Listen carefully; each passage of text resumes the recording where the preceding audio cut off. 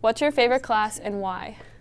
Okay, so my favorite class actually is a class not in the College of Engineering. It was for one of my minors, and it was in human geography called Urban Historical Geography. So it was studying cities over the history of the world. First of all, he was an awesome professor, and he was like British and old and just had so many stories, but then it was like so remarkable how it kept relating back to my engineering courses and seeing how learning about cities of the past can really influence how we design them.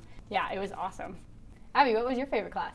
So my favorite class also wasn't an engineering class. It was Sociology 119, which was about race and diversity and ethnic relations. And it was in Thomas 100, also with a really great professor. And the class was just huge and really dynamic and interesting to interact between so many different people. And it was interesting to get that kind of perspective. Yeah, I think like being at Penn State, you're really focused on your career and how you're being prepared for that. But then it's nice to step back and say like, wait a second, I'm learning, and hear from really amazing people is so awesome. Okay, next question. What surprised you about campus life here? My freshman year, it was like really overwhelming. You know, there's so many people, and it looks like everyone already has their friend groups and communities, and so you can feel kind of lost. But you just kind of have to stick with it and keep going to things freshman year. And then all of a sudden you'll turn around and you'll say, wait a second, this is my community.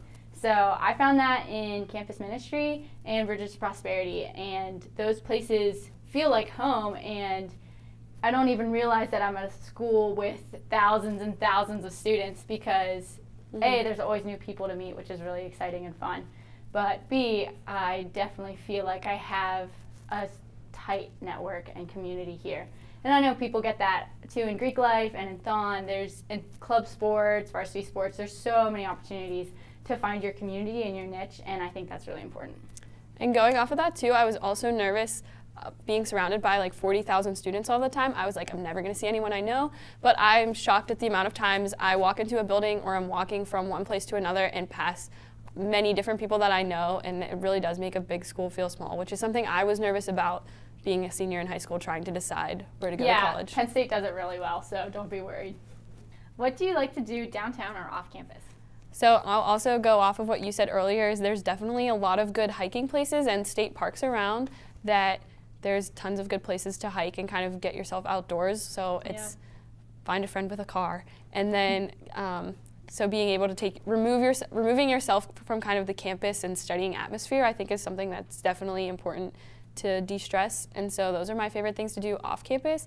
Downtown, there are so many cute little nooks and crannies to eat or just grab coffee, and I think finding those is kind of fun in itself, and discovering like Webster's, Abba Java, Commonplace, Irving's, Sours Harvest. I've never been there.